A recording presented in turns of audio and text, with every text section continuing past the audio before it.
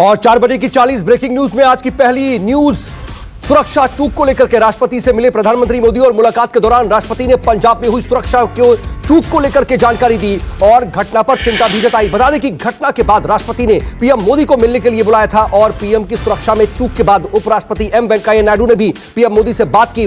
उपराष्ट्रपति ने कहा कि सुरक्षा प्रोटोकॉल का कड़ाई से पालन करने के लिए कठोर कदम उठाए जाएं ताकि भविष्य में दोबारा इस प्रकार की चूक ना हो। बढ़ते आगे अगली बड़ी खबर, अगली ब्रेकिंग न्यूज। पीएम मोदी की सुरक्षा में चूक मामले को लेकर के एक्शन में पंजाब सरकार। चन्नी सरकार ने पीएम की सुरक्षा में चूक को लेकर के एक हाई लेवल कमेटी का गठन किया। Retired justice Mehtab Singh Gill, home secretary Anurag Verma शामिल होंगे इसमें और कमेटी 3 दिन के अंदर अपनी रिपोर्ट सरकार को देगी। आगे बढ़ते हैं, तीसरी ब्रेकिंग न्यूज का रुख करते हैं। सुरक्षा चूक मामले की जांच के लिए पंजाब सरकार की बनाई गई कमेटी को पंजाब बीजेपी अध्यक्ष अश्विनी शर्मा ने खारिज कर दिया और उन्होंने कहा कि चन्नी सरकार के जरिए बनाई गई कमेटी कभी भी कुछ भी पता नहीं लगा पाएगी क्योंकि वो खुद इस साजिश के सरगना है। आगे बढ़ते हैं, अगली ब्रेकिंग न्यूज का रुख करते हैं। पीएम मोदी की सुरक्षा में चूक को लेकर के बीजेपी प्रदेश अध्यक्ष अश्विनी शर्मा की अगुवाई में बीजेपी नेता राज्यपाल बनवारी लाल पुरोहित से मुलाकात करने पहुंचे और पंजाब में लॉ एंड ऑर्डर के हालात को लेकर के राज्यपाल से चर्चा भी की। बीजेपी नेताओं ने राज्यपाल से पीएम सुरक्षा में खिलवाड़ को लेकर के गृह मंत्री और डीजीपी को तुरंत बर्खास्त करने की मांग की है। अगली ब्रेकिंग न्यूज, पीएम की सुरक्षा चूक को लेकर के छत्तीसगढ़ के सीएम भूपेश बघेल ने प्रेस कॉन्फ्रेंस की। भूपेश बघेल ने सवाल उठाते हुए कहा कि पीएम की रैली से पहले मौसम की जानकारी आखिर क्यों नहीं ली गई, सुरक्षा एजेंसी होने के बाद भी सुरक्षा में चूक कैसे हो गई। साथ ही उन्होंने यह भी कहा कि इस पूरे मामले में सिर्फ सियासत हो रही है और पीएम मोदी सिर्फ राजनीति करने गए थे। बढ़ते आगे, अगली ब्रेकिंग न्यूज का रुख करते हैं। पीएम सुरक्षा में चूक पर एमएचए को पंजाब सरकार के रिपोर्ट का इंतजार है। सूत्रों के मुताबिक एसपीजी और आईबी ने इस घटना की आंतरिक जांच के आदेश दे दिए हैं। बताया यह जा रहा है कि इस पूरे मामले में रिपोर्ट के जरिए यह पता चलेगा कि पीएम की सड़क यात्रा के दौरान एसपीजी नियमों का पालन हुआ था या नहीं हुआ था। अगली बड़ी खबर, पीएम मोदी की सुरक्षा में चूक मामले में पंजाब सरकार के मंत्री राणा गुरजीत सिंह का बड़ा बयान सामने आया है। उन्होंने कहा है कि मोदी की सुरक्षा में हुई चूक और राणा गुरजीत सिंह ने इस पूरे मामले को लेकर के कैबिनेट मीटिंग बुलाने तक की मांग की है। 8वीं ब्रेकिंग न्यूज का रुख करते हैं। इस पूरे मामले में पीएम मोदी की सुरक्षा में हुई चूक का मामला सुप्रीम कोर्ट भी पहुंच गया है। कल इस पूरे मामले पर सुप्रीम कोर्ट में सुनवाई होगी और कोर्ट ने याचिकाकर्ता से कहा है कि वो पंजाब सरकार और केंद्र सरकार को भी याचिका की कॉपी सौंपे। प्रधानमंत्री की सुरक्षा में हुई चूक का मामला जो है वो मुख्य न्यायाधीश एन.वी. रमन्ना की बेंच के सामने उठाया गया था। अगली बड़ी खबर, बीते दिनों पंजाब के फिरोजपुर में पीएम की सुरक्षा में चूक को लेकर के जमकर के राजनीति भी हो रही है। इन सबके बीच बीजेपी के तमाम नेता पीएम मोदी की रक्षा और लंबी उम्र के लिए मंदिरों में पूजा अर्चना कर रहे हैं। इस कड़ी में मध्य प्रदेश के सीएम शिवराज सिंह चौहान ने भी पीएम मोदी की लंबी उम्र की कामना करते हुए भोपाल के गुफा मंदिर में पूजा अर्चना की। और इस वक्त की 10वीं ब्रेकिंग न्यूज, प्रधानमंत्री मोदी की अध्यक्षता में एक कैबिनेट की बैठक भी हुई और बैठक में आम आदमी से जुड़े हुए कई मुद्दों पर चर्चा हुई। सूत्रों के हवाले से खबर यह है कि चंडीगढ़ डिस्कॉम को लेकर के आज बड़ा फैसला हुआ और अब से थोड़ी देर में सूचना एवं प्रसारण मंत्री अनुराग ठाकुर कैबिनेट के फैसलों पर प्रेस कॉन्फ्रेंस करने वाले हैं। और 11वीं ब्रेकिंग न्यूज, कोरोना के बढ़ते मामलों के बीच चुनावी रैली खतरे के संकेत दे रही है। इसको लेकर के स्वास्थ्य मंत्रालय के साथ इलेक्शन कमीशन की बैठक हुई। बैठक में चुनावी राज्यों में कोरोना के हालात पर भी चर्चा हुई। बैठक में स्वास्थ्य सचिव राजेश भूषण और गृह सचिव अजय भल्ला मौजूद रहे। अगली ब्रेकिंग न्यूज, कोरोना संकट के बीच 5 राज्यों में विधानसभा चुनाव का मामला सुप्रीम कोर्ट पहुंच गया है। याचिका में चुनावी राज्यों में होने वाली रैली और सभाओं पर रोक लगाने की गुहार लगाई गई है। कोर्ट में दाखिल याचिका में चुनाव आयोग को यह निर्देश देने की मांग की गई है कि चुनाव आयोग सभी रैलियों को वर्चुअल तौर पर कराने का आदेश जारी करे। अगली ब्रेकिंग न्यूज, कोरोना के बढ़ते केस के मद्देनजर सरकारें और तमाम सियासी पार्टियां भी अलर्ट हो गई हैं। पीएम मोदी की 9 जनवरी को लखनऊ में होने वाली रैली को टाल दिया गया। सूत्रों के मुताबिक बारिश की आशंका और कोरोना को देखते हुए यह फैसला लिया गया। तो वहीं सीएम योगी की आज नोएडा में होने वाली सभा को भी कैंसिल कर दिया गया। अखिलेश यादव ने भी 7, 8 और 9 जनवरी को गोंडा, बस्ती और अयोध्या में विजय रथ यात्रा को कैंसिल कर दिया है। अगली ब्रेकिंग न्यूज, चुनाव से पहले योगी सरकार की सौगातों की बारिश। आज 5 लाख से ज्यादा लाभार्थियों को स्वरोजगार के लिए 4,314 करोड़ रुपए के लोन दे रही है योगी सरकार। आज ही सीएम योगी आदित्यनाथ ने नायब तहसीलदार और सहायक अध्यापकों को भी नियुक्ति पत्र दिए हैं। अगली ब्रेकिंग न्यूज, आज लखनऊ में अखिलेश यादव और जयंत चौधरी की मुलाकात संभव है और पश्चिमी उत्तर प्रदेश की सीटों पर गठबंधन के प्रचार की रणनीति पर चर्चा होने वाली है। मीटिंग के दौरान दोनों दल साझा कार्यक्रम घोषित करने पर मंथन करने वाले। और 16वीं ब्रेकिंग न्यूज, पीएम मोदी के संसदीय क्षेत्र में सीएम बड़ी सौगातें देने वाले हैं। वाराणसी के 4500 छात्रों को स्मार्टफोन मिलेगा। सीएम योगी अपने हाथों से 4500 स्टूडेंट्स को देंगे ये स्मार्टफोन। वाराणसी के रुद्राक्ष कन्वेंशन सेंटर में आयोजित होगा यह कार्यक्रम, और कार्यक्रम में 1 करोड़ छात्र छात्राओं को सरकार ने स्मार्टफोन देने का लक्ष्य निर्धारित किया है। अगली breaking news, Allahabad high court ने आशीष मिश्रा की जमानत पर 11 जनवरी तक फैसला सुरक्षित रख लिया है। आशीष मिश्रा की जमानत पर सुनवाई 11 जनवरी को होगी। और बता दें कि इससे पहले लखीमपुर खीरी हिंसा मामले में जांच में जुटी एसआईटी ने 5000 पन्नों की चार्जशीट स्थानीय कोर्ट में दाखिल की थी, और इसमें 14 आरोपी बनाए गए थे। केंद्रीय गृह राज्य मंत्री अजय मिश्रा टेनी के बेटे आशीष मिश्रा को लखीमपुर हिंसा का मुख्य आरोपी बनाया गया था। और अगली ब्रेकिंग न्यूज, एयर इंडिया के डिसइन्वेस्टमेंट को चुनौती देने वाली सुब्रमण्यम स्वामी की याचिका को दिल्ली हाईकोर्ट ने खारिज कर दिया है। इसको लेकर के सुब्रमण्यम स्वामी ने तर्क दिया था कि बोली प्रक्रिया असंवैधानिक, दुर्भाग्यपूर्ण थी। याचिका में एयर इंडिया की विनिवेश प्रक्रिया को रद्द करने और कामकाज की जांच की मांग की गई थी। 19वीं ब्रेकिंग न्यूज, असम राइफल्स पर हमला करने वाले पीएलए और एमएनपीएफ के 10 आतंकियों के खिलाफ एनआईए ने इनाम की घोषणा कर दी। और बता दें कि 13 नवंबर को आतंकियों ने 46 असम राइफल्स के जवानों पर जानलेवा हमला कर दिया था। हमले में 5 जवान शहीद हुए थे, जबकि 6 जवान बुरी तरह से जख्मी हो गए थे। हमले में कर्नल विप्लव त्रिपाठी, उनकी पत्नी और बेटे की भी मौके पर ही मौत हो गई थी। अगली ब्रेकिंग न्यूज, केरल के राज्यपाल आरिफ मोहम्मद खान का एक बार फिर से गुस्सा फूटा। कहा, राष्ट्रीय संस्थानों की गरिमा के साथ समझौता नहीं हो सकता, चांसलर नहीं रह सकता। बीते दिनों राज्यपाल आरिफ मोहम्मद खान ने विश्वविद्यालयों में राजनीतिक हस्तक्षेप होने का आरोप लगाया था। उस दौरान उन्होंने कहा था कि वो ऐसे माहौल में काम करने में सक्षम नहीं है।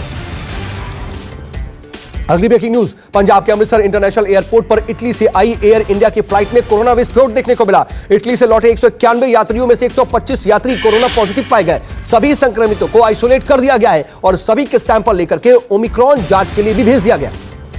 अगली ब्रेकिंग न्यूज, देश में कोरोना का कहर तेजी से बढ़ रहा है। इसके मद्देनजर सभी राज्य सरकारें भी प्रतिबंध लागू कर रही हैं। गुजरात सरकार ने 10 जनवरी से 12 जनवरी तक vibrant Gujarat global investors summit को स्थगित कर दिया है।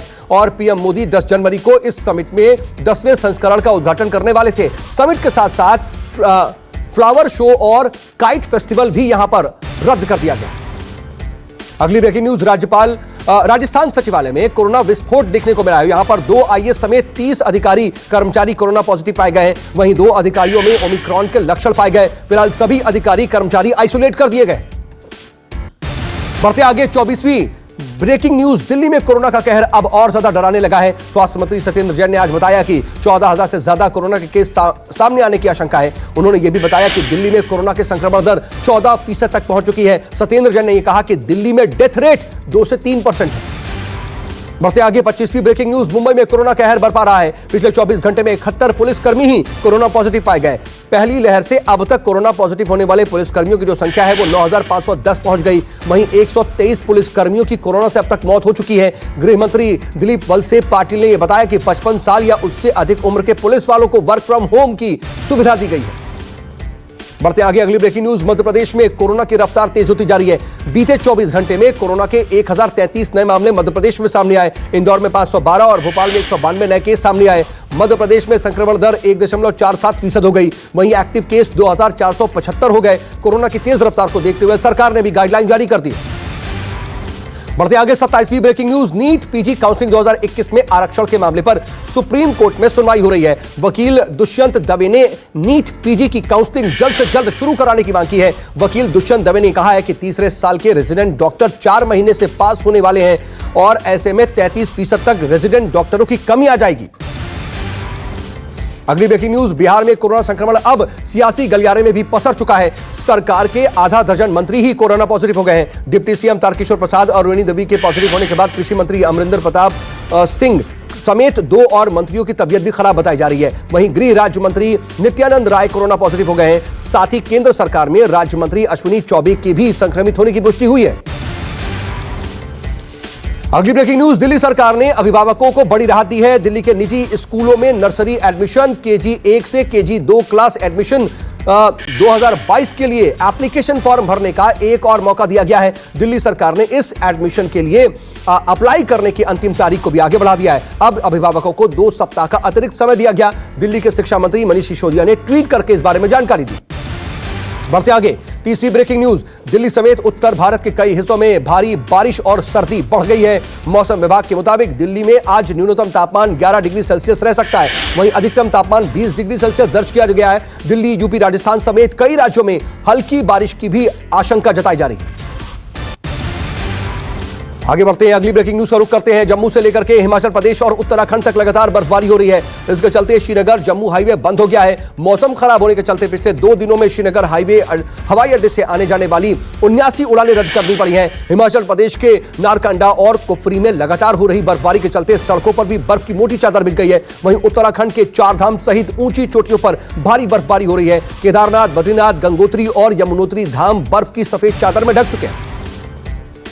आगे बढ़ते 32वीं ब्रेकिंग न्यूज, सूरत में गैस लीक होने से बड़ा हादसा हो गया। टैंकर से केमिकल रिसाव होने से 6 मजदूरों की मौत हो गई, जबकि 25 मजदूरों की दम घुटने से हालत गंभीर बनी हुई है। गंभीर हालत में सभी मजदूरों को अस्पताल में भर्ती करवाया गया। सूचना मिलते ही मौके पर पहुंची पुलिस ने मामले की जांच शुरू कर दी।